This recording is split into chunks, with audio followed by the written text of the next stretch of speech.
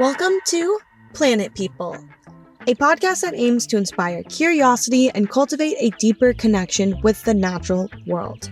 I'm Natalie Jane, a conservation biologist, eco-communicator, and the host of this podcast series. And I am thrilled to be sharing stories with you that highlight the beauty and importance of protecting our planet's wildlife.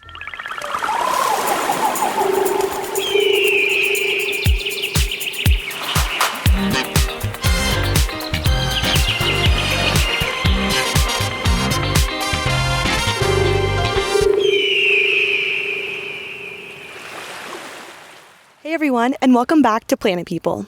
We are so excited to be here today, recording live from the San Elijo Lagoon. I'm your host, Natalie Jane, and I'm joined by my co-host, Coral Carson, and our guest, Alex Wild. Alex Wild recently had an incredible story gain a ton of attraction around park rangers losing their jobs due to the DOGE administration federal funding cuts. And Alex's story really resonated with a lot of people. He shared about losing his job as a park ranger, and he was previously working in Post Pile National Park, where he was eventually reinstated to get his job back. So today we will really dive into that timeline of what's been going on with Alex since he shared his story about what it meant to be a park ranger and why it was unjust that he lost his job. And really that it comes back to the land and that the land is under threat. Public lands are under threat. And I'm really excited to get into it today.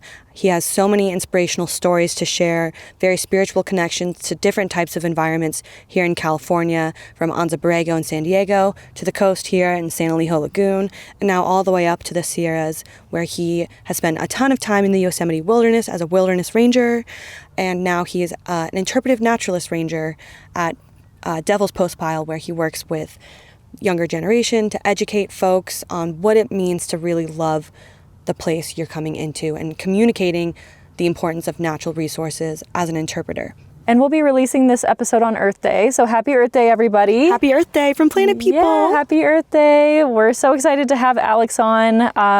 This has been a huge topic lately with the National Park Service and the threat that public lands are under. And like Natalie said, Alex has gotten a lot of attention with his story. And I know that he's not alone in his story either. So he was recently interviewed by Katie Couric. And so we're very honored to have him today on Earth Day. And yeah, let's get into it. We have a lot to discuss.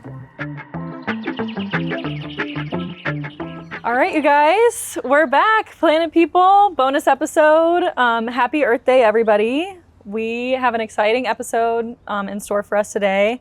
We are here with Natalie and Alex Wild.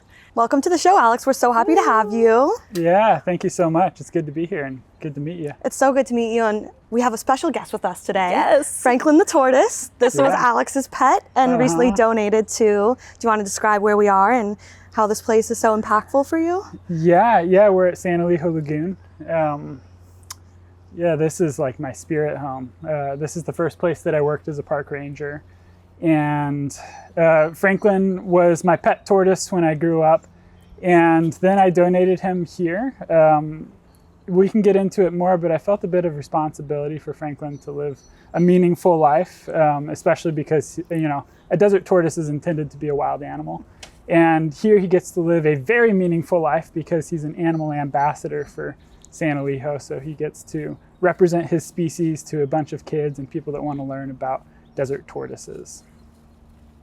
And he's walking around. He's up and running. He is. Yeah. He's so cute. He likes a good, open hand. Like one of those. Aww. Oh, he's responding so well. I think he recognizes me. Oh, I think so, too. absolutely. Tortoises are smart. Yeah. Animals A little neck rub. are more knowledgeable than humans know, for sure. Look at him. He's walking right towards you. Yeah, he definitely remembers. Oh. He'll outlive me. Yes, he will. Yeah. They tend to do that. Yeah. Was he small when you got him? Yeah, he's Oh, Oh my goodness. So how old is he? Do you know? he's probably as old as you. Yeah, so he's probably 36 Yeah. because I got him when I was 5. Okay, yeah. Wait, yeah. That would make him about 31. Okay. Yeah, Special little buddy. Oh, yeah. he's older than me. Well, if you hear bird calls in the background, please just embrace the natural sounds of the environment. We're outside recording today, and we're just so excited to be here with you, learn more about what makes you Alex Wild and how you became inspired to become a ranger, and really just talk about the recent events happening around public lands, how you lost your job, and what's happening now today, and how it's affected your life, and what's next, right? Yeah, for sure. Ever since you mentioned bird calls, now I'm like, oh, there's a song sparrow. And Well, we'll definitely stop for some here's birding. terns. And we have some binoculars with us, so we can always get some bins on whatever we're seeing behind us. Good. And it's kind of Yeah. fun. We just get to make the audience feel like you're really here and present with it.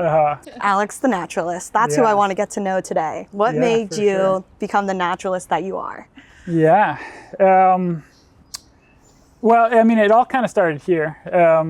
I'll kind of go through like a little bit of my timeline, which involves me like wanting to work in a job where I can be outdoors. And that was kind of my gateway into this whole ranger business. Working at San Elijo. This is your origin story. Oh, totally. Yeah, we are in the origin story right here. We're Full in it. circle moment. Yeah, it really is. Yeah, I mean, I got to like hike on these trails as part of my job. And so that was the main appeal.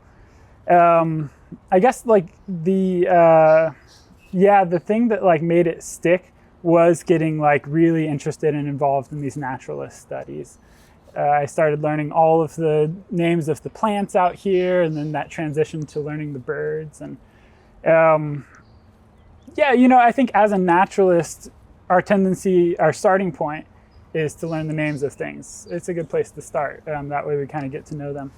And then to move beyond that, you start to learn their significance and their interconnectedness with the rest of nature, and their connectedness with us as well. And We are nature. Absolutely, yeah. And so that's kind of like after being a naturalist for 15 years, I still keep trying to like learn the ways that I'm connected to nature, and try to get even deeper, right? And It's beautiful. There's always something to learn in that regard. And it's also just like cool, I feel like, when you see a connection like that. And it's funny that you mentioned just like the first inspiration for you was like learning what plants are, learning what birds are. Like I know for you it was a similar experience with birding.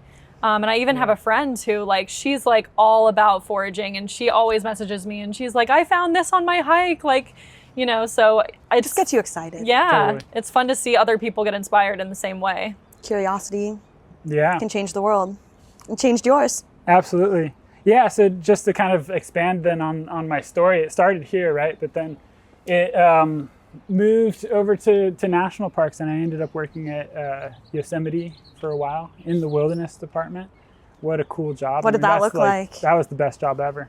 I was patrolling Yosemite's wilderness. A big part of the job was enforcing leave no trace principles. And that's really what it comes down to, is just making sure that people are having a reasonable impact on the land, as minimal as possible, and making sure that people are respecting the place and respecting other people too. And how would you describe leave no trace to our listeners, like in layman's terms? Just no trash left behind, Yeah, only your footprints kind of thing. yeah. I guess like if I was to like summarize it in one statement, it would be just compassion for the land. Then, of course, beautiful. we expand that into like more practical things, like burying your poop 6 inches deep and making sure that's 100 feet from water, and camping on a durable surface and not camping on the plants. And I think both are important. We have to understand the details about how to respect the land, but it's important to remember like why we are doing that, and that comes from a place of compassion for the landscape, and that kind of like guides your interaction with the place. Absolutely. What happened next after Yosemite?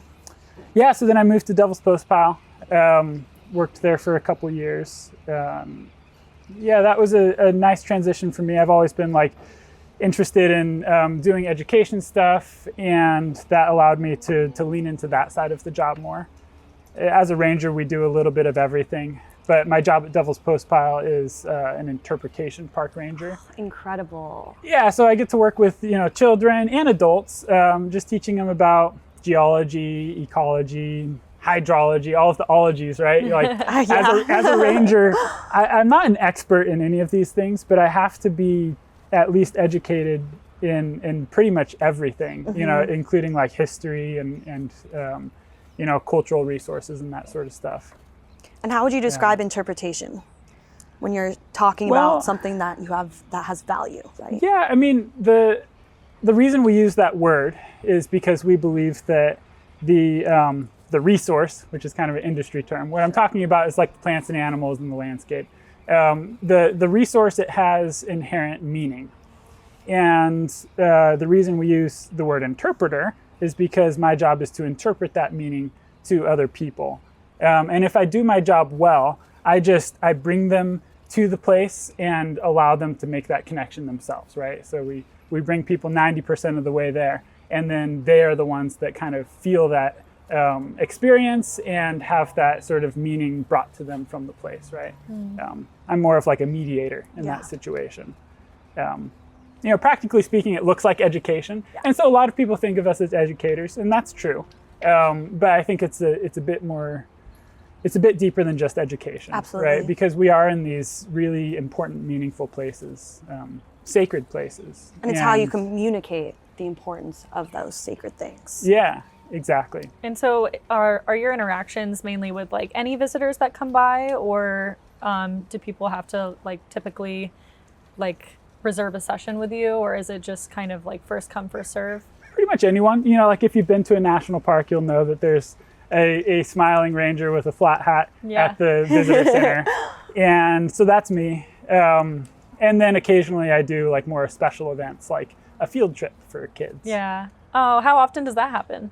A few times a year. Yeah. Yeah, and those are like some of my best days. Yeah, I bet those are so special. And also just so special for kids. I know whenever I was doing like a field trip to a national park or just anywhere really, field trips were like the best days. yeah, it's hugely impactful. Yeah. And I mean, I would say that's kind of like what has kept me going with all of this, is how rewarding the job is.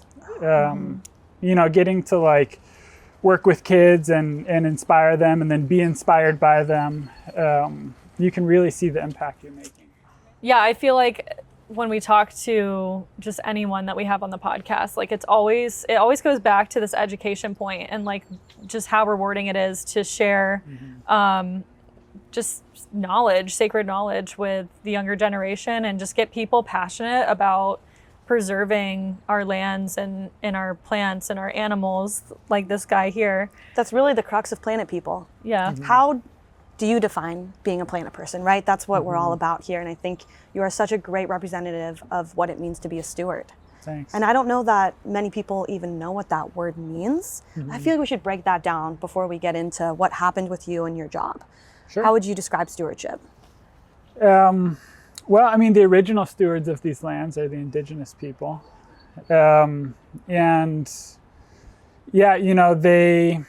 They both used and interacted the space and also used it in a sustainable way. And I think stewardship is that. Stewardship is sustainability. And it's also connection with the landscape. And we can learn from the indigenous people as well about connection with the landscape, right? They didn't consider themselves separate from that. Part of my family history is Cherokee and Osage. Incredible. And my family has a long history of being connected with the landscape. And stewardship, I think, it practically looks like reducing our impact, and it looks like being an advocate. I think especially now, stewardship looks like raising our voice in support and I completely agree. Yeah, being involved to protect the places that we care about, right? There's both an in-person and nowadays like a digital element to it, right? And I think it's okay for us to embrace that. I think there's real ways that people can be a steward for these places, both through their online presence or even through phone calls to representatives, like all of that is important. Absolutely. That was beautifully put. I know. And just I'm like, I knew this would be a chef's good kiss. conversation. I can feel. I mean, y'all get it. I feel your spirituality with the land just through this conversation. Oh, it's interconnected. It's integral to, It is. To being a steward. It is. This like spirituality. You know, there's a reason why Yosemite has Cathedral Peak and Cathedral Rock. These places, they bring out a sense of spirituality in us. It evokes emotion. Totally. Even if we didn't have that before, the amount of people that like go to tunnel view, and as you're driving through that tunnel, you kind of have this anticipation. You've been there, yeah? Yeah. And you know, like, it's just the most incredible experience because it like slowly you start to see Half Dome, and then it gets bigger, and then you can see Bridal Veil Fall, and then all of a sudden it's just boom, it's there. And if you go to tunnel view, you'll see people weeping. Yeah. Yeah. I did.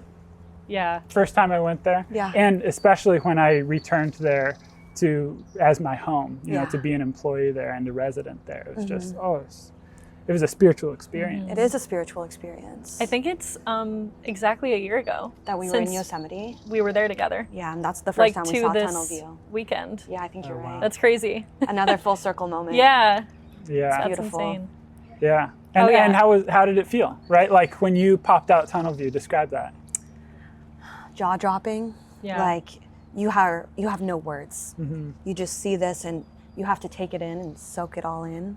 Yeah. It's awe-inspiring. It is. I mean, you guys are talking to somebody that like I will cry at like the drop of a hat to anything that's beautiful. Like I'm such a happy crier, and like whenever I'm in nature, I just like will bawl, and everyone's like, "Are you okay?" And I'm like, "It's so beautiful." It's so beautiful. Yeah, it's all good. So, embrace that. Yeah, absolutely. I'm so here for that. And it's so important to have that spiritual connection with the land, and I think that's what science misses sometimes. As a scientist, I have been in this box of collecting data and on desert tortoises like you, Franklin. Look at you. He's talking about you. He's a part of the conversation. Yes, he is. Yeah. He knows. Yes, we're talking about you.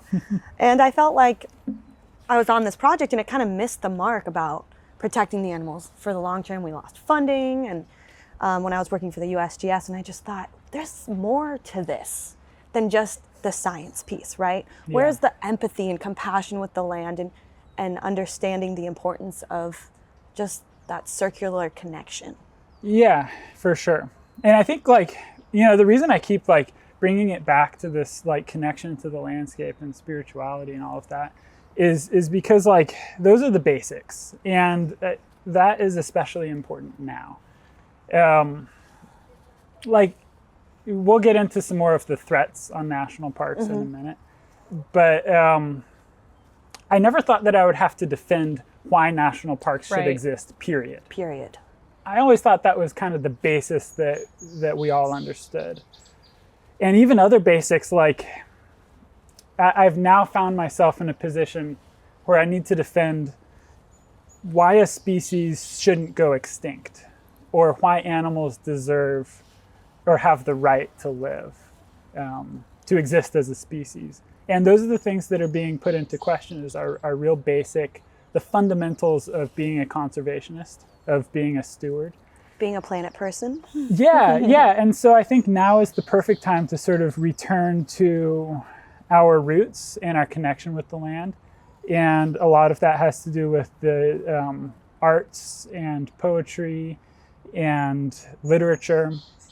And now is the time when we need to kind of revive those voices, right? Yeah. Like, great time to start, you know, reading John Muir again, or whoever else has inspired Edward you. Abbey. Yeah. Desert Solitaire. Absolutely. Yeah. And Yeah. he's got Mary another Austin. one. That's yeah. right. There's been a lot of, you know, those people are more relevant now than ever. I agree with you completely. And also just leaning into connection. We're just like so disconnected with just where tech is, and everyone's in their phone, and you know, you see even like it'll tell you your screen time, and it's like, oh my gosh, how did somebody like burn that amount of time just on a screen? And you'll find that if you actually do get connected and just like get your feet in some dirt and just listen to the birds like we are now, like Touch you're grass. gonna be better for it. So and you're gonna care more about it the more you do it too. Yeah. People get all hung up on like, arguing about like economics these days, and there's some good points to be made about the economic value of parks. But I think like it's what's really going to make some change and make a difference here is people remembering how important these places are to them. Remembering those core memories that they had in a national park, and remembering really what that felt like, and then recognizing that that's what we risk losing. That's what's at stake here. I think if like, if people can embrace that and remember that like how important that is, we can turn things around. I appreciate the can-do attitude.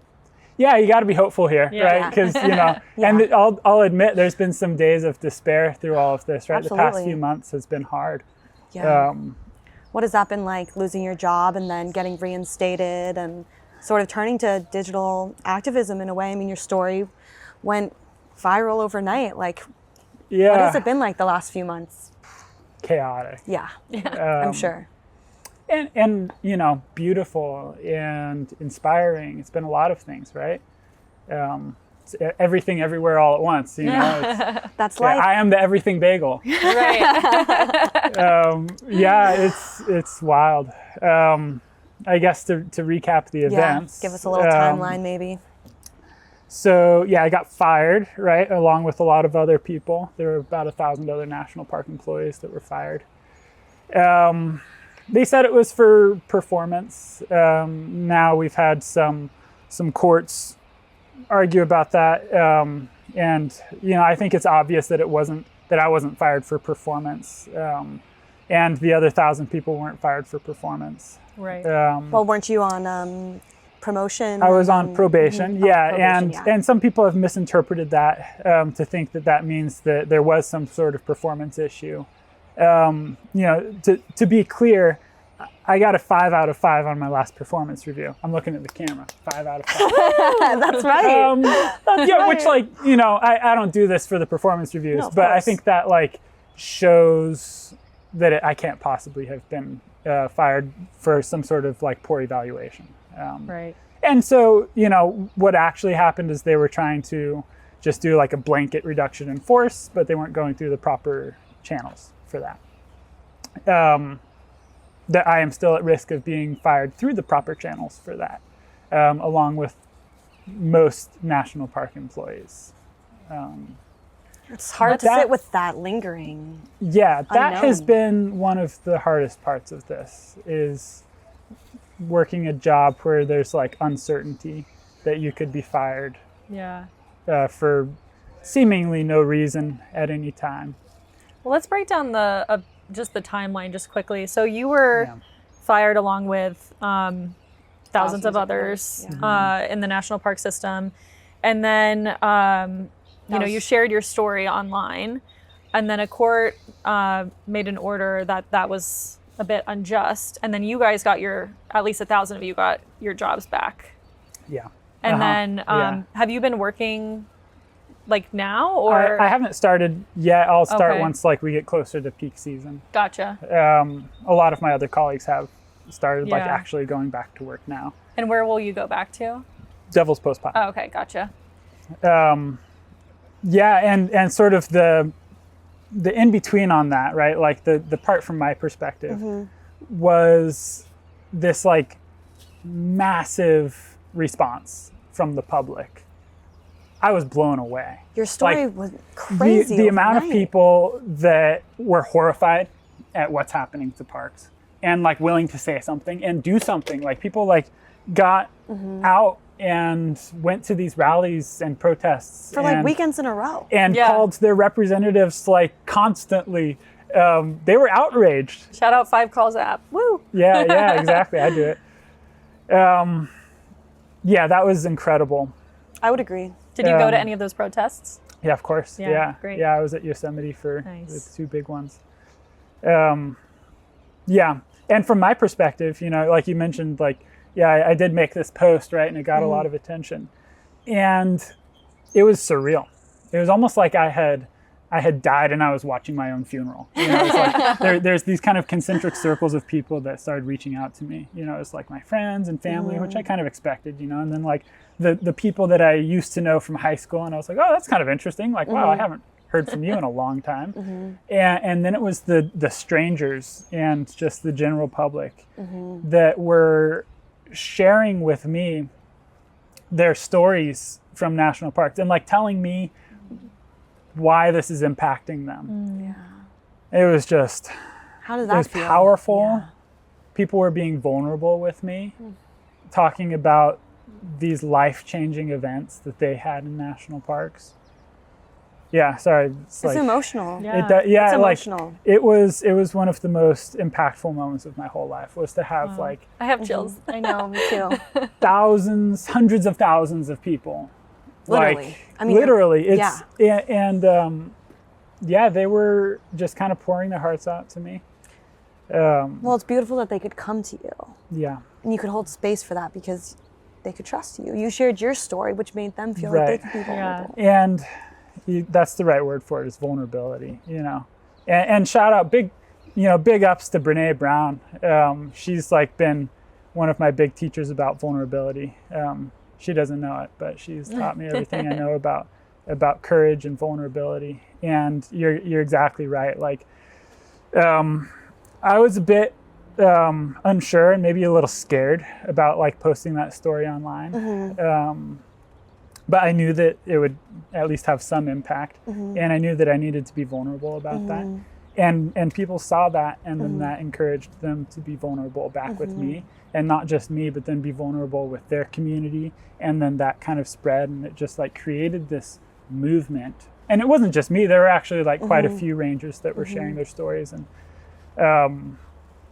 yeah, it was powerful. Like that vulnerability kind of like, it moved in people, and it like empowered them to speak about something that was really important to them. National parks, right? Public lands, all of that. And the important interactions that they had with rangers too, right? Like that was sort of the tangible thing that they were risking losing, right? Was like these positive interactions that they had with rangers that is all of a sudden going away. Yeah. And they were just shocked. Yeah. All of us were. And so then, you know, flash forward to us getting reinstated. You know, that was a huge win. There's, you know, those things are connected. The activism, the advocacy. Absolutely, 100%. And it's rare to see things happen like that. You know, it was like So we quick. we had this So quick. this huge injustice. People spoke out about it in a huge way, and all of a All sudden around it's being reversed, America. and we're getting rehired again. Like, wow. All in a span of 3 months. All in the span, it was only like 6 5 weeks. weeks. Yeah, I was 5 gonna weeks, say yeah. like it was Yeah. it was It's shorter April than now. that. Yeah, and like, I like to think that, you know, maybe if we had not had this huge movement, right? Like there might have been some sort of, you know, justice down the road, right? But, you know, when people are fired and then they're kind of hoping to get their jobs back, that only lasts so long. Yeah. And I attribute the urgency of the situation to the activism. The actual details were sorted out in courts, right? But it was the people's advocacy that made it happen then. And Well, it needed to also, happen then. I also Otherwise- think it probably influenced the court. You know, I like too. to think so. Yeah. I mean, I like to think so too. Who really knows? But you know, I'm not a lawyer. But I think I think there has to be something like that. If everybody is like, dude, what the fuck? Yeah, you know, yeah, like right. I mean, there was some injustice about it, and then you know, it was also just like generally not what people want. I think park rangers are one of the most beloved Yes. federal Yeah. employees, Absolutely. and so that was a big shock to people. You know, they thought like, oh, we want to get rid of the waste, fraud, and abuse, but not Ranger Alex, right. or you know, not Ranger Brian or Ranger Nate. Like, no, these people. These people I like matter. them. These Yeah. people matter. Yeah. And the reality is that like through this process, I've learned that like, wow, there's a lot of important federal jobs, you know, and like, Yeah. wow, a lot of these people matter. And this one just kind of like struck a chord with people. Yeah. And for that, I'm grateful.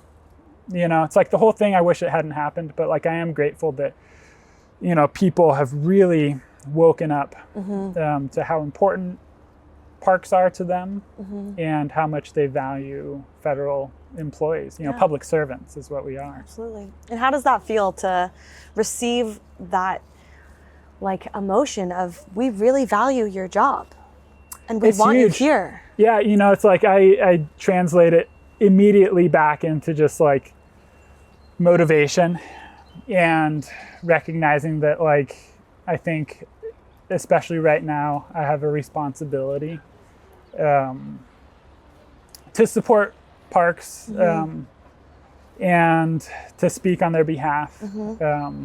Though of course I don't represent national parks, especially not now. That should be clear through by what we're talking about. I just represent myself, but people look to me as an activist, which I'm sort of a reluctant activist, but you know, I act out of responsibility. I never wanted to be in this position. I think all the best ones are. I think if you, that's what I've noticed at least, is like everyone that's, you know, doing good out there in activism, it's like always like, well, I didn't necessarily choose this, but it's like, how can you not, you know, defend what you love? Look at Jane Goodall, our hero, right? Like, she was a reluctant activist, and it's become her life. You know, she wanted to just research chimps. But she realized that their habitats are being threatened, and that is related to all of these other things, including humanitarian injustices, creating poverty, which then like allows for more habitat degradation. Right? It's a social ecological system. We always come back to that. Yeah, and that's not what she chose to do. That kind of chose her out of her compassion for the chimps, and then like expanding on that to like try and like make some change, like make some positive things happen. And it became a necessity. Yeah, she was so effective. She still is. She still is. It's incredible. And just to your point about Jane Goodall becoming a reluctant activist, you know, she shared that story, and it was very powerful. She was studying chimpanzees. That was her ethos in life. That's what she wanted to do, but she knew that it wasn't enough anymore. And there was this moment in her story of her whole life where she was flying over their habitat one day. She saw it being clear-cut. The habitat was declining. People around the chimpanzees were suffering. And she went to a conference about it, and she left as an activist. And her whole life changed from there. She had to spread a message of awareness and started Roots and Shoots and the Jane Goodall Institute, all to supplement this habitat loss and address that there's this coexistence element that biology cannot alone fix, right? We have to include the social ecology, the community-based conservation. And now she has this approach called the Takare approach, which if you spell it out or sound it out, it's take care. Take care of each other, right? We are nature. Humans are part of the landscape. If we don't meet the needs of these people that chimpanzees are coexisting with, then they will cut the forest for firewood, for energy. And so if we can address what the human needs are, then we can protect the chimpanzees. So I think it's really inspiring that she left this conference and flew over their habitat, and she had to become an activist. And now we're in that same position with the timber logging industry. It's funny too, like me watching Princess Mononoke. I said logging earlier, but it was actually making iron. So it's an ironwork factory. And so they were cutting down the forest, and it's just such, if you haven't seen Princess Mononoke, like you need to watch it. I'm so glad that you brought up some animation element, because I mean, Studio Ghibli is always like here for the nature, which we love, but in Princess Mononoke they have these like chimp spirits, and what? Yeah, and then they replant I've seen trees. it. I don't remember that. That's cool. I know. I haven't seen it in a really long time, and so rewatching it was in theaters. So I was like, it was in theaters. Yeah, they like reintroduced it into theaters in 4K. So I was like, oh, I gotta watch it, and I was like, I want to watch it before this interview just to get inspired and in the mood. So well, I think it's so cool how animation and storytelling with nature go hand in hand, and that's something that like I want to see happen with Planet People. Yeah. And That's my goal. That would be awesome. Like, I know that the Friends of Aldabra group just produced this animation about the Aldabra giant tortoise with a Disney animator who like produced a bunch of like old films like The Lion King. And it's like when we bring storytelling to these creatures and like put wisdom to them, tortoises are so wise, then we can connect in a different way on screen if you don't have the opportunity to go into the desert and see a tortoise. Definitely take a break to bird. Check out some peeps. Do you want to get your gnocchis? Oh yeah, my San Elijo gnocchi. is a really good spot. What do you see? Great egret. Greg. This is one of the best spots to see ridgeways rails. Oh really? Yeah, they used to be the light-footed clapper rail. Oh, Now it's that's the right. light-footed ridgeways rail, which is on that list, on the endangered species list. It is, isn't it? So that's kind of our, that and the California gnatcatcher. Oh, love are the gnatcatcher. The proud birds of San Elijo. That's right. Can't forget the seabirds, California leastern. Of course. Highly endangered though. And I guess they historically probably had nesting grounds over there. I don't know if they still do, but like the dunes. Oh, leastern? Yeah. Oh, nice. What are these birds right here? Cormorants. Got some corms. Yeah. Nice. I love great egrets some and their treats. 4-letter code. Do you ever use 4-letter codes? Yeah. The Greg. The Greg. Yeah. I love the Greg. Oh, Greg. Oh, Greg. Yeah, I do bird surveys in Oh, do you? Yosemite Oh, cool. on occasion. Nice. That's fun. Do you have like a spark bird? Um, You know, like burrowing owls. yes. Oh yeah, you study them. That's awesome. I'm so Yeah. glad you said that. Well, so my family's from the desert. Oh, are they? Okay. We are from El Centro. Oh, okay. So that's why Anza Borrego is one of my spirit homes. Yep. Yeah, and like going to work there at Agua Caliente was also a full circle moment of like returning to that type of landscape. And I mean, burrowing owls are like kind of the coolest bird in that region. They're incredible, and they always wink too. They do. Yeah, they have personality. They have personality. Yeah. They're called howdy birds because back in the day when Western pioneers were settling the West, they would approach burrowing owl and they'd pop out of their burrow. Howdy. Like That's amazing. I know, yeah. I love it. Howdy. You can like almost picture them saying that. That's Howdy. perfect. Like bobbing up and down. Yeah, yeah. And El Centro has like the last stronghold of burrowing owl in the state of California. There's a ton of burrowing owl, just like in Imperial County in general, with all those agricultural waterways. They love that. It's a good habitat for them. It is. Yeah, Yeah. that's good. I think they are also on this endangered species list. They actually were just listed as a candidate to be considered, I think, officially threatened Okay. or endangered. I think it's the threatened status, one of the two. Yeah. But I think they'll probably make their way on the ESA, unfortunately. Unfortunately, or Yeah. fortunately. I mean, it's both. You know, yeah. like, we like to see them on there because it's a official protected status, right? And it actually like helps the species. It does. You know, yeah. Of course, the downside is that we wish that they were stable enough that they didn't need that Of course. protection. Yeah, and the burrowing owl and Franklin go hand in hand. Yeah. The burrowing animals of the desert. Yeah. That's awesome that you had that full circle moment returning back to Agua Caliente. And so did you go back there after you were in San Diego for a little bit and you were ranging out there? Yeah, it was part of the county park system. Yeah. So it was just an extension of working for county parks. It's the most remote county park. So it was a pretty interesting place to work. Yeah, it's like to get there, you have to leave San Diego County into Imperial County, and then you go back in just to be back barely in San Diego County. Okay. So it's out there. Is it like closer to the border, like south of Anza, or? It's actually kind of within Anza Borrego State Park.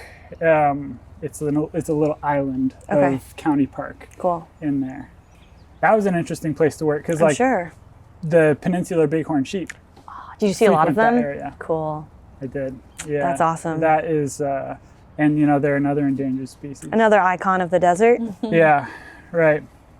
Yeah, the reason I keep bringing up the endangered species is like, you've probably seen the news. The Endangered Species Act is being seriously threatened. I'm sure it is. So Just like the Migratory Bird Treaty Act, yeah, they're trying to reduce the take, basically remove incidental take of birds from any sort of, developmental issue, they don't have to pay a fine. Yeah.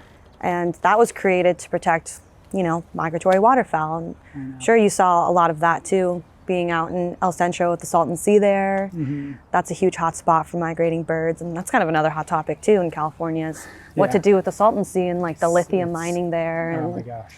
Yeah. It's complex. It is. Sad. And there's also lots of still things. an important bird site. Mm-hmm. 100%. Yeah. Yeah. Well, and they crazy. just came out with that study like in March saying that there's like a huge decline in birds just in general, that they've done all these studies since like 2018 or something. They just came out with it in March. I mean, and I think I remember you sharing it with me. It's no surprise that like it's on a huge decline and they're going extinct. And well, sometimes I just rapid wonder what it pace. would be like to just see huge flocks of birds Yeah. in the sky like regularly. And one of my like experiences with that was being in Imperial County doing burrowing owl surveys, like huge flocks of whimbrels flying above, kettle of Swainson hawks, like I just wonder what it would be like 50 years ago or 60 years ago to just see Not more that life. long ago. Not Even that more. long ago. Yeah. 100 years back. What's up, planet people? I just wanted to chime in really quickly to address a bird study that Coral was talking about in this episode and just kind of elaborate a little bit more on the statistics around it and also solutions and organizations that are really working to make a difference for bird species around the world. To name the study, it's a 2025 U.S. State of the Birds report that addresses conservation needs across habitats and species. Published by the American Bird Conservancy in March of this year, it highlights 229 species that are highlighted for conservation planning and population recovery. One of the key findings that's addressed in this report shows that about 1/3 of U.S. bird species are of high or moderate conservation concern. And while this includes 112 tipping point species, it's not to say that there aren't solutions in place and strategies that we know work for on-the-ground conservation planning. While 112 of these species are on the tipping point, there are solutions in place. But we have to first address why the rapid decline in birds is really signaling that there are intensifying stressors that wildlife and people alike are experiencing around the world because of habitat loss, environmental degradation, and extreme weather events. When we see declines like this outlined in a report, we need to remember that if conditions are not healthy for birds, they're likely to be unhealthy for us too. And that's really where we try to address the needs of both people and planet in this podcast. And I think this report does a great job of addressing that if birds are facing decline, then so are we. Birds are an indicator species for how healthy the ecosystem is. If you walk into a meadow and it is silent, and you are experiencing a silent spring, then there's something wrong. Birds are necessary indicators for the environment, and even beyond that, they just deserve the right to exist. So in order to address this decline of birds, we know that there are strategies in place that work. And organizations like the American Bird Conservancy have those strategies figured out, and we need to address them and put them into action. Despite some of these concerning trends, this report definitely supports what conservation efforts can succeed when they're properly supported by different organizations and communities alike. Some of these conservation efforts include partnerships such as conservation ranching, coastal restoration, forest renewal, and seabird translocation. And these show how concerted efforts and strategic investments can recover bird populations. Birds unite us, there's no doubt, across the hemisphere and across the political spectrum. No matter where you lie, birds are a common factor anywhere you live in the United States and anywhere in the world. So do yourself a favor today on Earth Day and go for a walk. Listen to the birds. Reflect and take it all in, because birds are beautiful, their song is beautiful, and we're lucky to experience it when we walk outside. So take that all in, and happy Earth Day. Cool. I was just recently out at Lake Natron in Tanzania, and it was just like, oh my gosh, birds everywhere, flamingos, cool, and spoonbills, and what kind of spoonbills? That's cool. Oh, it's the African spoonbill, so it's kind of like pinkish, almost like That's the rosette. awesome. The rosette, yeah. Yeah, it's kind of the African version of that. Cool. Yeah. When were you in Tanzania? In January, the whole month. Oh my god. That's awesome. Yeah, I was visiting Cool. one of my that's a whole nother story. Yeah. One of my friends grew up out there in a Maasai tribe, and so yeah? went and visited his home out there. So did you stay with the Maasai then? Yeah, you for still part of live it. with them? Yeah, so I was in the tribe for Yeah. a little while, and then also just kind of in town, kind of near Arusha. Okay, I'm familiar. Yeah, in fact, when I saw Jane Goodall, I brought her a necklace from the Ngorongoro crater from like a local Maasai person that made it.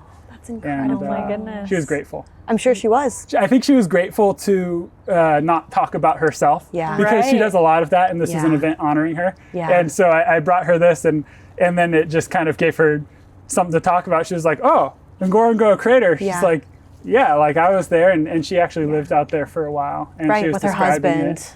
at the time. Yeah, I mean, she said that there was almost no one out there, just like she would interact with like a Maasai people every now and then. cool. But besides that, it was just the animals. Yeah. Wow. When I met her, we met her a year ago for her birthday. Also about Literally almost a year ago, yeah. And then fast forward to three months, in July of 2024, I went to Tanzania, and I went chimp trekking Yeah, in Gombe. Yeah. And I ended up seeing her on my last day. And so she remembered who I was. Yeah, And I handed her a letter, and we talked for a few minutes. She invited me into her home. yeah. And I said, thank you for all the work that you're doing. And she said, no, thank the chimpanzees. Yeah. She doesn't want it to be course. about her. Of She wants it course. to be about the bigger message of hope and the animals. But I think she kind of had to not sell herself out, but she is the icon behind it. And so she kind of had to leverage that to get funding, right? Yeah. But that's so cool It's you like got a to meet face her. to a movement. Yeah. And love it. sometimes Face to a you need movement. that. Yeah, Absolutely. And I Yeah. love that for her, it's always been about the chimpanzees. always. Yeah. And like as an interpreter, you know, I'm always trying to think like, what's the theme here? You know, Yeah, how do we right. kind of relate everything back to this one central message? And you look at Jane, and chimpanzees are the theme of her life. Yes. And she's done so much that is seemingly unrelated to chimpanzees, but it's not. It's all, and to her, it's all connected to the chimpanzees. You know, Absolutely. she might be doing roots and shoots in Europe, Yep. but it's all connected to the chimpanzees. It's It all, is. and I respect that, and I love that about her. And I want to be more like that, to be driven and focused. And I think in that way, she's been a huge inspiration for me. Is like, how Yeah. can I, what is my chimpanzee? Yeah, And everyone should right. be asking themselves Yeah. that, right? Like, what's my chimpanzee? What's my chimps use sticks as tools moment? Yeah. Yeah, and like, how can I then expand on that to everything? Franklin. Yeah. Franklin is my chimpanzee. Franklin, you're my chimpanzee. Yep. That's right. Yeah. He is. They're Oh my so gosh. wise. To be honest, though, yeah. He is your chimpanzee. Yeah, I think tortoises and the desert landscape has sort of guided my life experience. And even though I work mostly in the mountains now, it's like, Come yeah, back to the it desert. all kind of comes back to that. That's It's awesome. beautiful. And also just like a perfect segue, because we're going to release this bonus episode, and then we're about to just do a bunch of records in the desert. Like I was telling you on the phone. So our entire season 2 is going to be about desert conservation and the work that you've been doing and the work that so many others have been doing out there, and just kind of telling those stories, because hi, Franklin needs the buddy. stories. Yeah.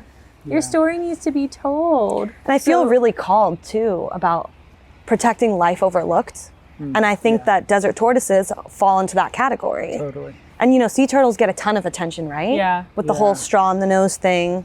And that was a big deal, you know, Yeah. 6 or 7 years ago when we were trying to get rid of plastic, and it's a much bigger issue now. But what about the desert tortoise? What Right. about desert life? What about life Yeah. overlooked? Totally. Yeah, it can be hard, you know, to convince people to care about not just the charismatic macrofauna. Right, Um, like elephants. Yeah, but then, you know, even down to the small things, right? Like, so I used to work at a park where we would protect the San Diego fairy shrimp. Incredible. And that is about as far as you can get from a charismatic macrofauna. But it's important to remember that, like, those are animals too.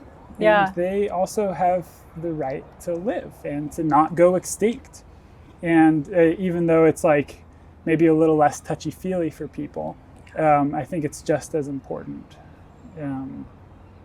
And you know, that's kind of the role of interpreters and educators, is to remind people like, hey, it's not just about the sea turtles. They're cool too. Yep. Yeah. But you know, the tortoise or even the little invertebrates or It all matters. It's all connected, right? It all matters. Yeah. It's like the butterfly effect, you know, like if one goes, then others can go. And even with the wolves being introduced in like Yellowstone to help with deer population or whatever, you know, it all matters. And so if one goes, like others are going to go, the, you know, entire ecosystem can be like out of balance. So it is all connected and it's all important. And I think that's what we're all here trying to protect and like use our voice and use our like ableness to, for you know, sure. make it work and keep them protected.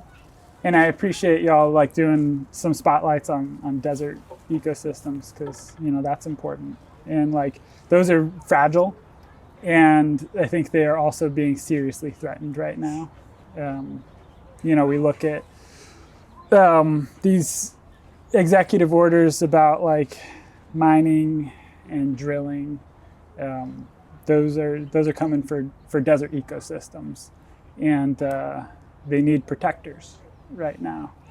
You know, that's a big thing with our rallies and protests, is we're trying to like gather as much support as we can. And it's hard to see the clear path about how to, you know, how to win this fight. But I think like getting as many people involved as possible is a great place to start. In all skill sets. Totally. We always talk about that. Like you don't have to be a scientist. You don't have to be like a PhD, you know, candidate or whatever. Like if you're an accountant, like chances are you're extremely needed. You know what I mean?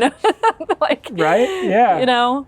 Yeah. So. Or just the person that likes to go climbing at Joshua Tree, you know, and then they're invested in the desert ecosystems Absolutely. and the public land out there. So. And that's what we're trying to do here with the podcast. It's not just the podcast, right? It's a community of advocates, and that's really where I founded it on wanting this to be an advocacy group. Because at this point, we have to be advocates. And it starts with understanding why it's important, going back to connecting with the land. And I think that's really rallied up a lot of people, public lands being under threat. So what are like some behind the scenes happenings with the activism you're doing, and what can we all do? Like there isn't a clear path and it's daunting. Yeah, I mean, there's a lot that people can do. You know, contacting representatives. We've already done a shout out to 5 calls, but like that's real. That helps. Being an advocate, both online and in person, that stuff helps. Trying to just like stay educated, stay up on what's happening. Definitely. Be vigilant. And then like beyond that, it's good to just kind of remember what we're protecting, and we can like physically step in to help, like volunteering and that sort of thing. In person. And you know, pretty much every park has like a Friends or Conservancy or nonprofit, and they usually have opportunities to volunteer. Like a friends group. Right, a friends group. Those are great ways to like tangibly help in the place. And we hope that there's change at higher levels so that we don't need to rely on volunteers. But in the interim, you know, we got to protect these places. And if it's going to take volunteers to do that, then I think that's better than just letting them suffer. 100%. Beautifully said. I think volunteers are always going to be needed. I wish everyone could get paid for it, but you know, volunteering is a great place to start and to just get your feet wet too. And if you have a little extra time, it's worth. And it's also just rewarding. Like you're gonna meet people, you're gonna be introduced to a lot of beautiful places and beautiful people, and it'll fill your soul for sure. So I think there's a lot to volunteering that we just need it. We need all the help that we can get. Yeah, for sure. And you know, the change and the advocacy needs to happen on all of the levels. So anyways, that's what people can do, you know, and it's tough. You know, these are hard times as a ranger. just as a person, as like someone who enjoys the outdoors. I just cares so much. I know. And, what we're seeing is, it's no exaggeration to say that our public lands are being sold. Mm-hmm. And they're being sold in a lot of different ways, right? Like I've mentioned, like the drilling and the mining, mm-hmm. right? It's also like logging. Mm-hmm. And then it's being sold in just kind of more like obvious ways. Like they've passed some legislation to be able to sell it for profit, for revenue. They're just selling it. So it's already happening. It's already happening, yeah. And for development, there's public plans out there for stating that they're going to try and build affordable housing, which is a great way to like kind of mask the idea that they are selling our public lands for development to private corporations.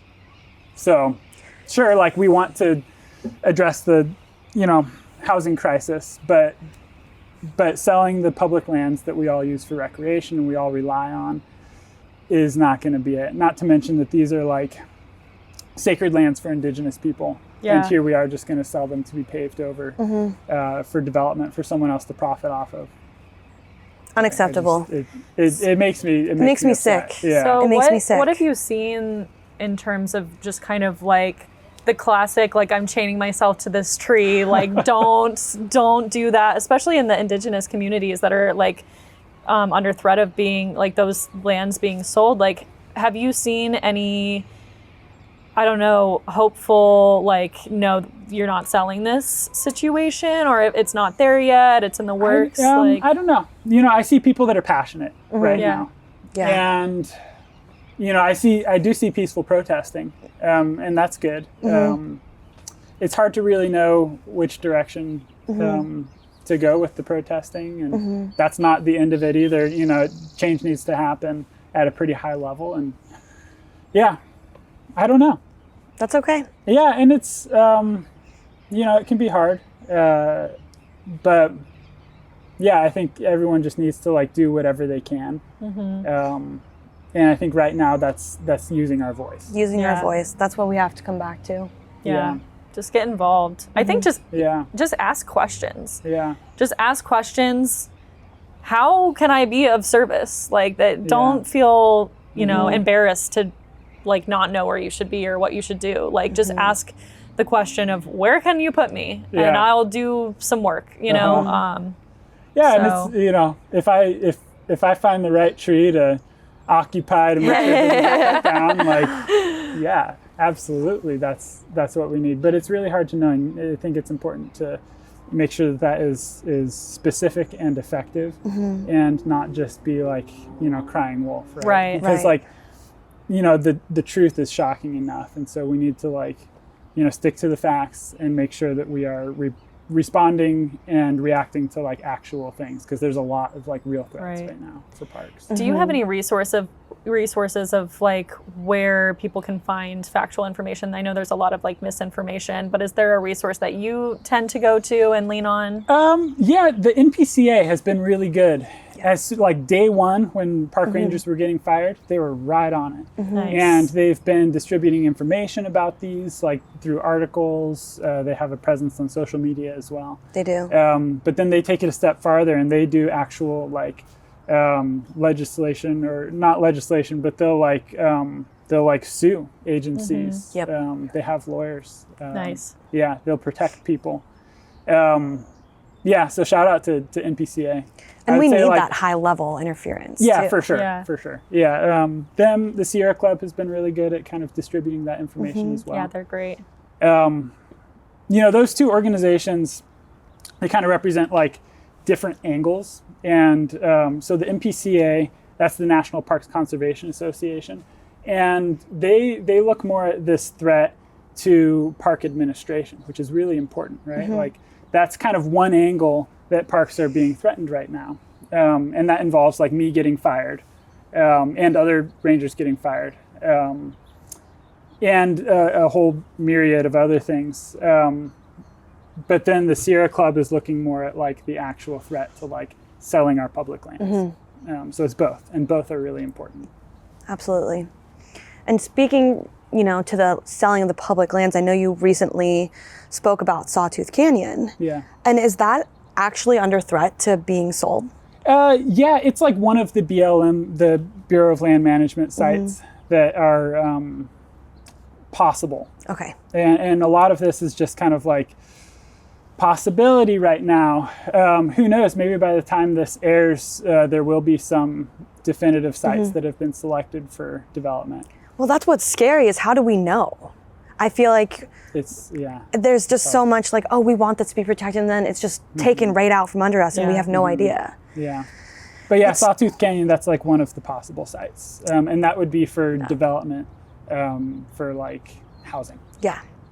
Well, it's just, I understand addressing the housing crisis is obviously a priority, especially in California, but most of these BLM lands are remote. Yeah. For a reason, there are no resources. Sawtooth, you're 30 minutes from Barstow, 30 minutes from Joshua Tree, maybe further. Yeah.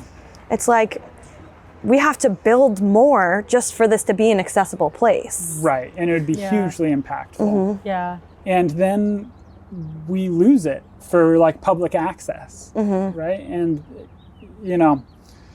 that's what's at stake here is like these places are our inheritance, right? And as soon as they're sold, that's gone. Yeah. And right now we all still own it, right? Like you are a owner of Sawtooth Canyon Campground, right? It's like we all are. Yeah. It's a beautiful place. Yeah, you own Joshua Tree. Right. Right? And I hope that we can keep it that way, is that it belongs to the public. Yeah. And one thing I want to say about this is a lot, and I'm not going to speak directly to any specific like ordinance or anything, but a lot of this stuff is disguised as affordable housing. I'm dealing with a local situation right now where I'm seeing that there's this ordinance for this place and it's wants to be broken up and it's kind of disguised as like affordable housing, but really it's just like putting money in developers' pockets.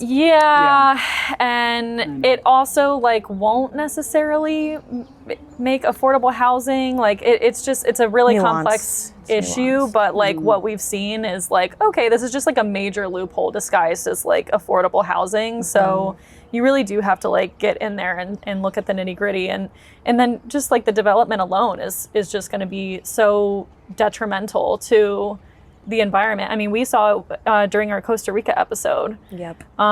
There's so much development clear around cutting. and clear no cutting. Sustainable development. I know.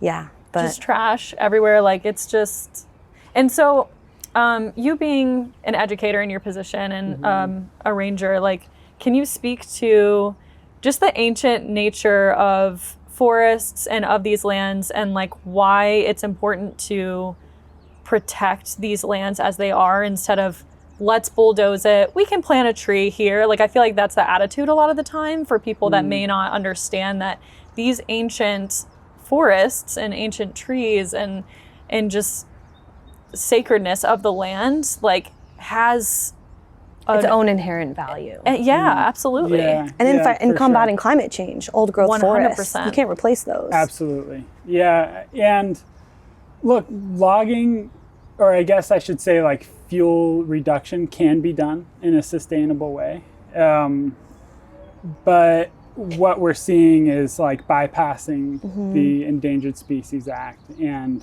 proposing very non-sustainable means of logging, right? And once it's gone, it's gone. Right. Once you lose these old growth forests and these ancient trees, right? We don't get that back.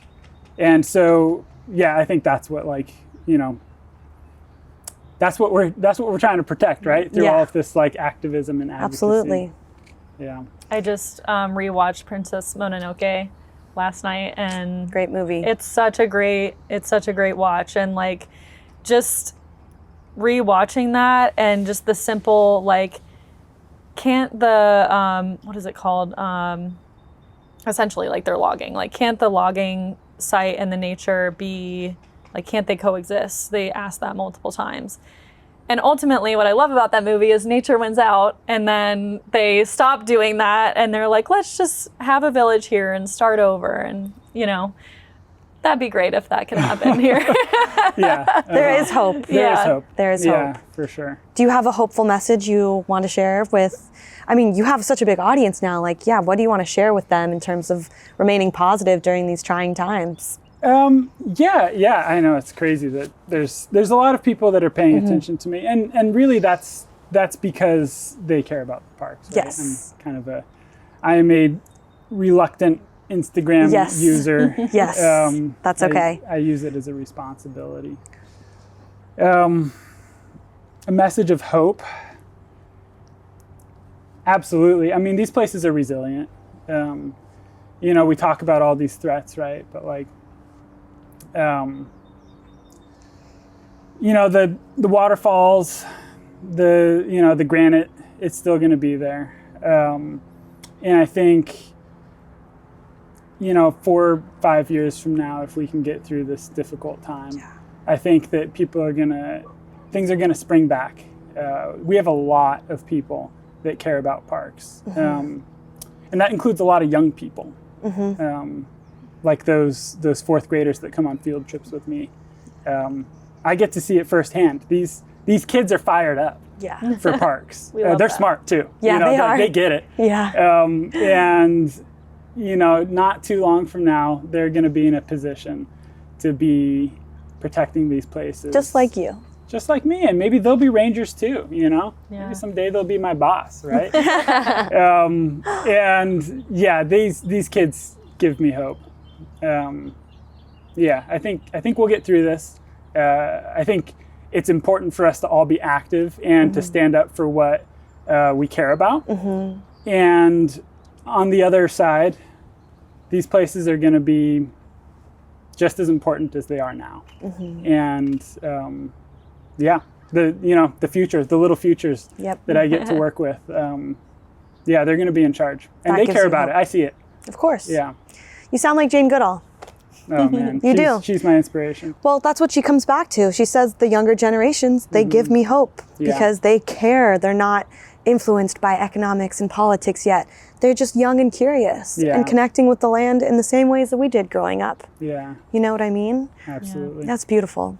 Thank you. Well, before we adjourn to our nature walk that I'm excited for, I'm curious, what is the most wild story that you've seen during your time as a park ranger?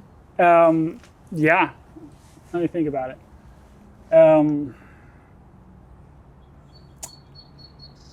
Okay.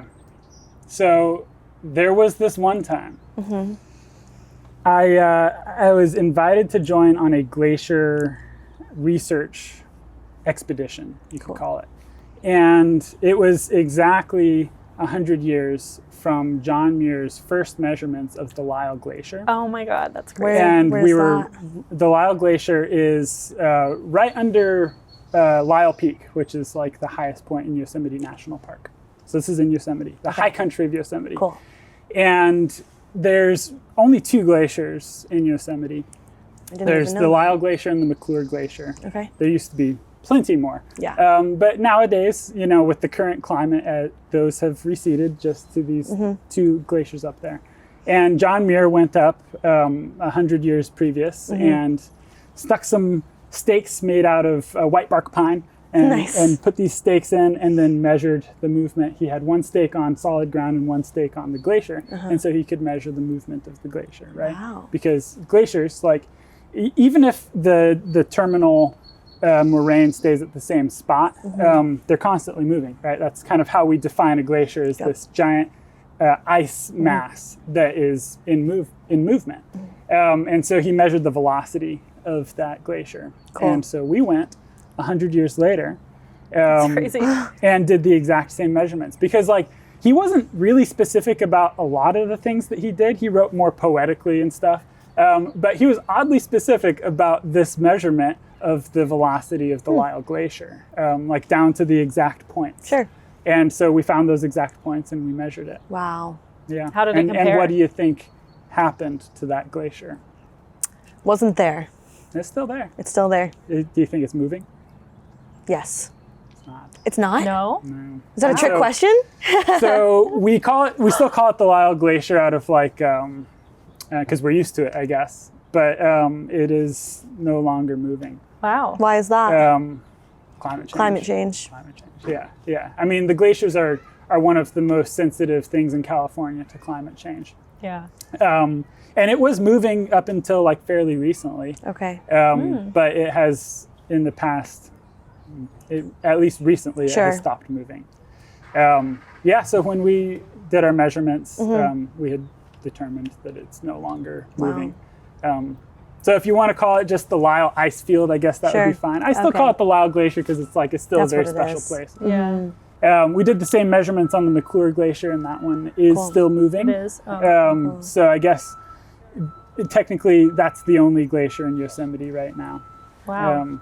But yeah, that was a wild experience. And just the experience of being out there too. I got to go with the park geologist. Oh, cool.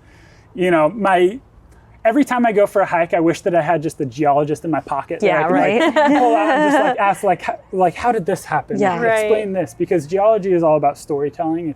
It's less about what is this and more about how is this? Yeah. And so it was super cool getting to walk with the park geologist and It's awesome. just having that opportunity what about these streaks? What about these chatter marks? What about this and that striations? And yeah, it was super cool. It's awesome. That's so cool. And then afterwards, just out of curiosity and excitement, we actually crawled underneath the Lyell Glacier. Oh. We wanted to actually find the rocks that were included in the glacier that then create these striations. And we were able to find one of them. Oh, so wow. there's rocks that are Cool. embedded in glaciers, and those carve streaks in the bedrock granite. And we were able to see that in action. Cool. Whoa, that's cool. You can see the rock and see how it's creating this mark that then stops right there. It was- Cool. Yeah. Yeah. Wow. Oh my That's gosh, awesome. that was the peak ranger moment, you know? Right. And I'm sure Perks of hiking the up job. there was just Yeah, it was a multi-day Okay. effort. Wow. So we camped out for a few days, and it's a Cool. long ways out there. It's in the wilderness. Yeah. Yeah. The capital W wilderness. It's Literally. really out there. Yeah. Yeah. That's crazy. It took you a few days to get there. Yeah, and then on the trip, we were fortunate enough to see Sierra Nevada bighorn sheep too, which is an endangered subspecies of Wow. bighorn sheep. Cool. So yeah, it was incredible. I feel I like was I'm just in the presence I of was the just next John big Muir. eyes, just whoa, the whole thing. I was just soaking it all in. I couldn't So believe cool. it. That's wonderful. Yeah, incredible. And it was neat just getting to recreate that kind of landmark Sure. measurement that John Muir had made Yeah. up there too. You literally followed in his footsteps. Literally, yeah. 100 years later. Yeah. In fact, we even tried to find the white bark pine that he made the stakes out of. Oh, sure. And we can't prove it, but I think we found the one. Really? No way. Yeah, you can That's crazy. see certain breaks that look like they're very old. Yeah. Wow. That's Yeah. insane. So, just placing my hand on there. Right. Oh, wow. I feel like it's like walking to the moon and sticking the flag on the moon. Right. Yeah. But this is in Yosemite and cooler. Yeah. Oh my gosh. Yeah. So that was super impactful. And I mean, in a lot of my intern programs, I talk about the impacts of climate change. That's good. It's not talked about enough. Yeah, for sure. And the mountains, especially the high altitude points in California, is one of the most sensitive places, right? And so now I have been there. I have felt the glacier. I can see the impacts. Yeah. You can speak to it firsthand. And I think being really specific sometimes with people is more impactful because just the blanket statement climate change, I feel like people are okay, and what do I do about that? But it's if you really just break down individual stories of firsthand experiences, I think it's important. And I can tell people the Lyell Glacier stopped. Yep. It stopped. There you go. I've been there. Well, you've literally seen that as a climate change indicator. Yeah. And that's Yeah, impactful. for sure. Yeah, and in the Sierra Nevadas, that's kind of the big thing. It's the glaciers. If that, now that it's not kind of sustainably creating itself, right? Because that's how glaciers work. Is you get snowpack that then turns into ice, and it kind of recreates itself as it moves, right? So it's constantly losing itself and recreating itself. But now that it's kind of no longer doing that cycle and it's receding without enough snowpack to recreate itself. it. What could happen is really the Tuolumne River could Oh no. significantly reduce. Okay. Theoretically Gotcha. dry up. I mean, it's Yeah. never going to fully dry up, but it could become a seasonal river. which would have massive impacts on all of Tuolumne Meadows, the entire watershed downhill. Mono Lake. Yeah. Wow. The Tuolumne River is a very important watershed. Yeah, it flows, to the Central Valley and provides water for a lot of agriculture, right? The breadbasket of the United States. Sure. Right. So, Great story. gosh. I feel like I'm in the presence of like the next John Muir. Like, I don't know. well, just to speak to like understanding the spirituality component, and like I know you have a poetic way of communicating things, and so did great naturalists of our time. And it's so important to carry that legacy, and like you literally followed in their footsteps. Like I feel like I'm trying to follow in Jane's footsteps, and it's like this is the next generation here. We are trying to pioneer change. We have to. For sure. Yeah. Yeah, those people have inspired me. Absolutely, me so too. I guess it's, Yep. it makes sense to try and emulate our heroes. Of course. Right? That's Edward Abbey, like I want to be like Edward Abbey. Yeah. Except, some of those naturalists have some not great undertones about their, values. Yeah, and like we find the inspiration and we hold on to that. Yeah. Right? Like, you look at John Muir and I have issues with some of the things that he's said. Right? Oh, yeah. He's said offensive things about Native Americans. And not to give excuses to that, because like I think that he shouldn't have said those things. Right.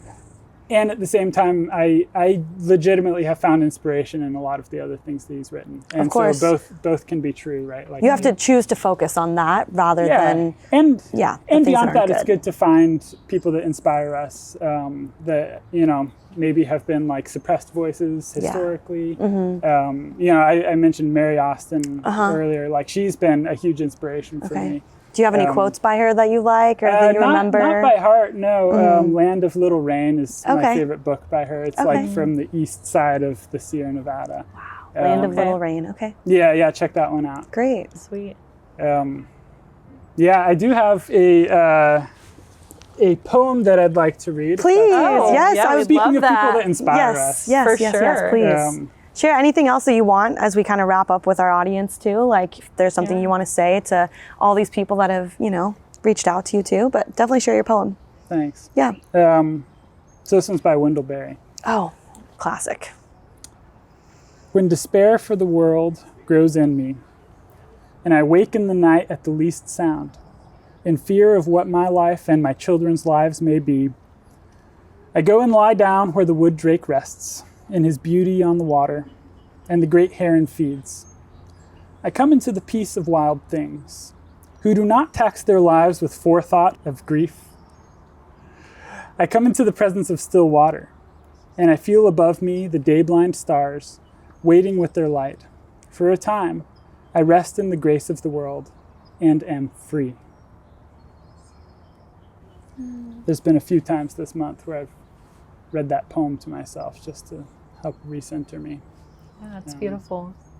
Because, this is a time where I have felt despair, and returning to these places physically, like going outdoors and touching grass, has been restorative for me. Coming back home Yeah. to San Elijo. Yeah. This is a full circle moment. And now we get to go on a little nature walk and Absolutely. check out the birds. Yeah, maybe we can see the gnatcatchers out there. Oh, that would be incredible. Yeah, that'd be so sick. I always hear them first before I see them. Yeah. All the birders go nuts for the gnatcatchers, because if you keep your life list, right, this is one of the few places where you can reliably see them. Oh, yeah. That's cool. And so when I used to work here, that was one of the first things I learned is really? When someone asks you where the California gnatcatcher is, here's what you got to tell them. And there's certain, it's not like always the same spot, but there's a certain type of habitat. They really like the sort of sagebrush chaparral. Yep. And so if you spend enough time I actually hear one just now. It's that cat sounding bird. Which is perfect because I'm pointing at some sagebrush chaparral. Of course. Yeah, we'll go for a walk and I'll point it out. Awesome. They're Great. usually hard Let's to see, do but they're it. easier to hear. They're easier to They sound hear. like a cat. Yep. Yeah. But cool. not to be confused with the blue-gray gnatcatcher, which is also very similar. Of course, yeah. I don't think we get the blue-gray gnatcatcher here. Oh, really? Which is, Okay. It makes it easier because you can kind of like distinguish them by Yep. range. There are some places where that range overlaps and that can be hard. Yeah, it is. Yeah. Definitely. Cool. Is Yeah, there let's go anything birding. else? Yeah, Yeah, you let's want to do it. say? We should just get to it. And we can also just keep talking. Yeah, we can just keep chatting away. Yeah. We're still live. We're still live. Live from San Elijo. We should probably bring Franklin in. Yeah. Yeah. Oh, we should Yeah. get a photo with Franklin. We should. Yeah. Signing off. Signing off. Bye. Signing out. Thanks so much for being here, Alex. We had a great time interviewing you. Yeah, this was a episode wonderful is going to time. inspire so many people on Earth Day. Thank you so much for Earth having Day. me. Thank Happy you for Earth being here. Day. Happy Earth Day, Yeah. everybody. Perfect. Thank you everyone for tuning in. Happy Earth Day again. We hope that you take some time outside today, anywhere you are, and just appreciate nature, just as we were today in this interview. We're actually about to go on a nature walk, which you'll be able to hear the next time that we release, which will either be next week or the week after. We're excited for you to hear our nature walk that we took together and all of the birds that we got to see. It was a really fun second segment that we kind of just added on and did this really nice, naturalist walk where Alex showed us meaningful places that kind of helped him root in his naturalist self, really, and it's one of his spirit homes. So it's so nice to be here and to celebrate this on Earth Day. And just remember that Earth Day is every day. Thank you for tuning in to this episode of Planet People. We are thrilled to have you as part of our community of wildlifers who care about protecting the planet for future generations to enjoy. We hope that by listening to this podcast, you will be inspired to connect with nature and become a steward of the planet by getting involved and taking action with your local community conservation organization. Until next time, stay positive, Planet People. Thank you to my team here at Planet People. This episode was produced by Natalie Jane Sybil, Coral Carson, and Hugh Carr. Edited by Coral Carson. Theme song by Hugh Carr under the artist name Flama. Thank you, team.